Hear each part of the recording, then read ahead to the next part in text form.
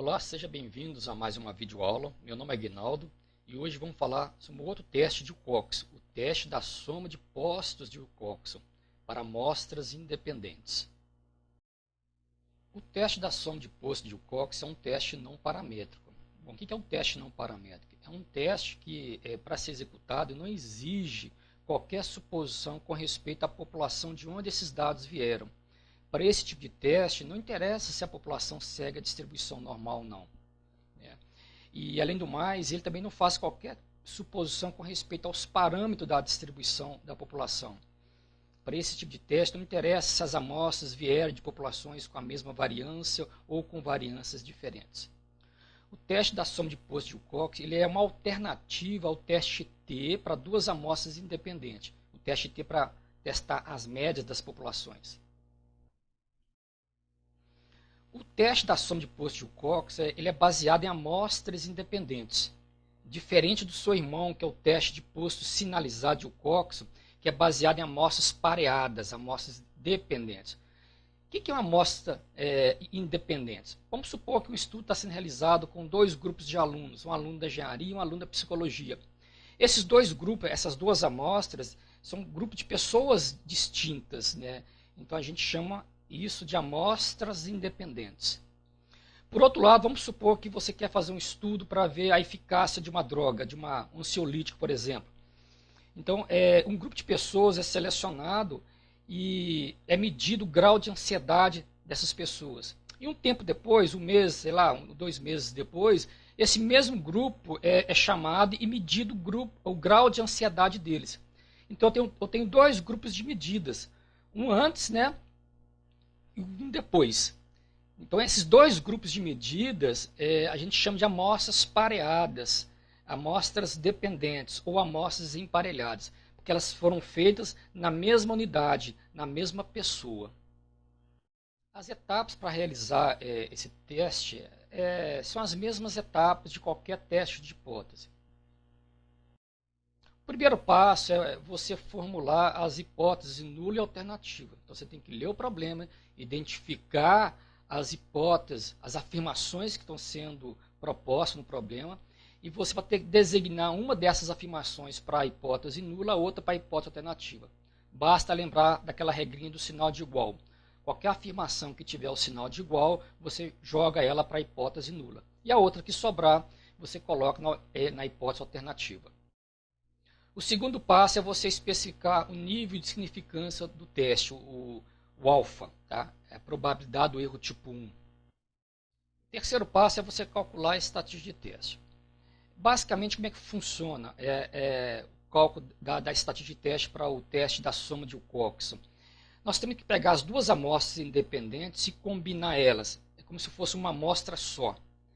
E a gente vai atribuir o posto a cada um dos valores. O que é posto, gente? Posto é a ordem, é o ranking, né? Esse aqui é o primeiro valor, então recebe posto 1. Esse aqui é o segundo menor valor, então recebe posto 2. Esse aqui é o terceiro menor valor, então recebe posto 3. E assim sucessivamente.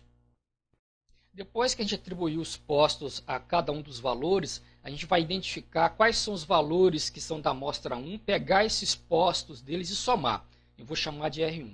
Eu vou identificar quem veio da amostra 2 e pegar os postos deles e somar. Nós vamos chamar de R2. Normalmente, por padrão, o 1, né, o R1 representa os postos da menor amostra. Então, vamos supor que eu tenho duas amostras. A segunda amostra tem tamanho 10, a primeira tem tamanho 5. Então, o R1 vai ser a amostra de tamanho 5, porque ela é a menor amostra. Agora, se as duas amostras forem iguais, todas as duas, por exemplo, de tamanho 10, então qualquer uma delas pode ser o R1. Bom, agora sim a gente vai calcular a estatística de teste. Se ambas as amostras N1 e N2 for menor do que 10, ou as duas amostras são pequenas, a nossa estatística de teste vai ser a soma de posto da amostra menor. Então, eu vou chamar de R. Então, reforçando o que eu tinha dito anteriormente. Se ambas as amostras N1 e N2 for maior ou igual a 10, a gente vai ter que basear a nossa estatística de teste na aproximação normal. Tá? A gente vai ter que usar a tabela normal padrão. Bom, Quando as amostras são pequenas, existe uma tabela própria para esse tipo de teste. Essas tabelas estão aí divulgadas nos livros. Não é uma tabela muito fácil, cada livro tem um formato diferente. A gente vai basear mais na aproximação normal. O quarto passo é você decidir qual regra de decisão que você vai usar. Se você vai usar a região crítica ou se você vai usar o p-valor. A ideia é sempre a mesma, pessoal, né? Em todo teste de hipótese, quando chega na regra de decisão, você tem a opção de usar a região crítica ou usar o p-valor.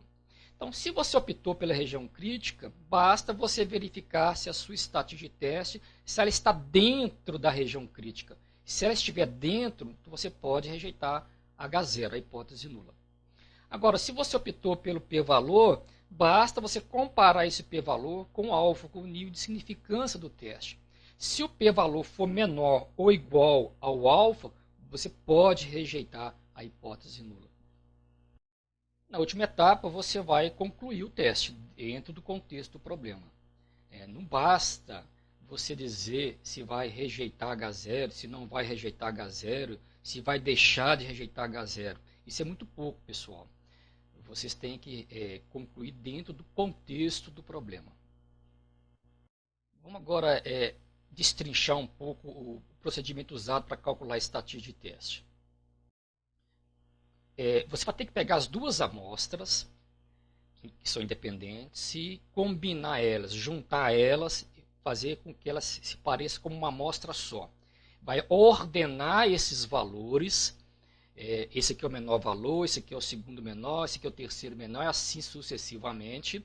E para cada um desses valores, você vai atribuir um posto, uma ordem.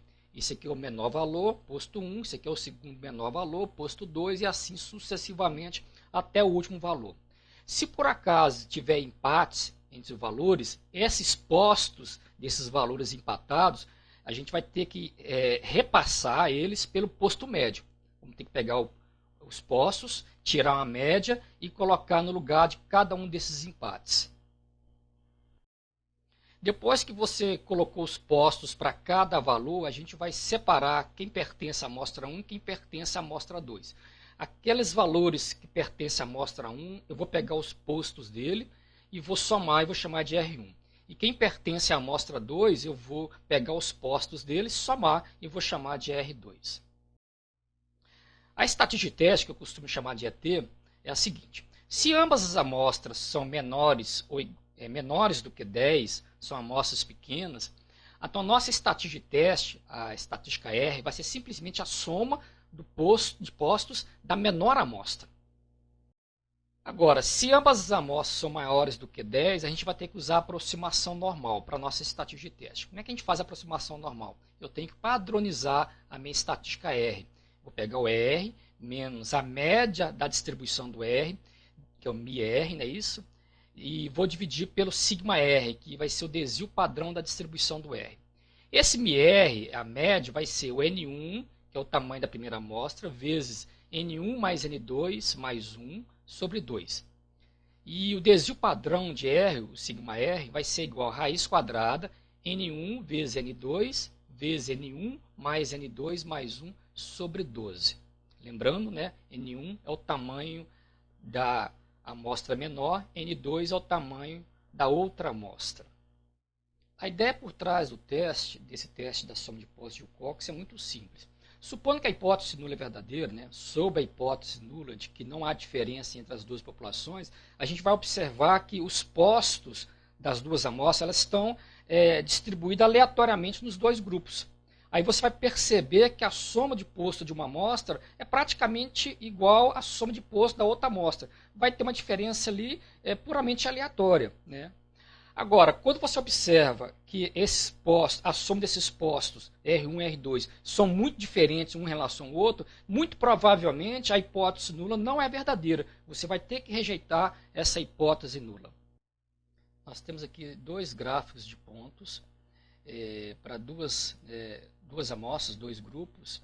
Na primeira amostra, cada um desse sinal de mais representa um valor da primeira amostra e cada bolinha representa um valor da amostra 2. Então a gente vê aqui claramente que essas duas amostras elas vieram de populações supostamente diferentes, porque a gente vê claramente que uma divisão nos dois grupos. Então a ideia do teste da soma de postos de Wilcox é juntar essas duas amostras para calcular os postos. Então se a gente juntar essas duas amostras e formar uma amostra única, a gente percebe claramente realmente que há uma divisão entre esses dois grupos. Se a gente der postos para cada um desses valores e somar os postos da amostra 1, a gente vai obter 66. Se a gente pegar os postos da amostra 2 e somar, isso vai dar 187. Vocês estão vendo que há uma diferença bem grande entre o R1 e o R2, indicando que provavelmente essas duas amostras vieram de populações diferentes. Agora vamos pegar um outro exemplo aqui, onde a gente não vê claramente uma diferença entre os dois grupos. Para falar a verdade, eles são bem parecidos, né? Se a gente juntar essas duas amostras, esses dois grupos, a gente vai ver que elas ficam bem misturadas, né? A bolinha e o sinal de mais. A gente não consegue ver claramente a diferença. Se a gente pegar os postos dos valores da amostra 1, que é representado aqui pelo sinal de mais, e somar esses postos, a gente vai obter 124. Se a gente pegar os postos da amostra 2, representado aqui por essas bolinhas, a gente vai obter um R2, né, a soma de postos, 129. Então, observa que não há diferença muito grande entre a soma dos postos R1 e R2. Quando isso acontecer, é sinal de que essas duas amostras vieram de populações bem parecidas, né, provavelmente iguais. Então, essa que é a ideia do teste da soma de postos de Cox. Se houver uma diferença muito grande entre a soma de postos, provavelmente essas amostras vieram de populações diferentes. E quando as duas somas forem muito próximas uma das outras, provavelmente essas duas amostras vieram de populações iguais.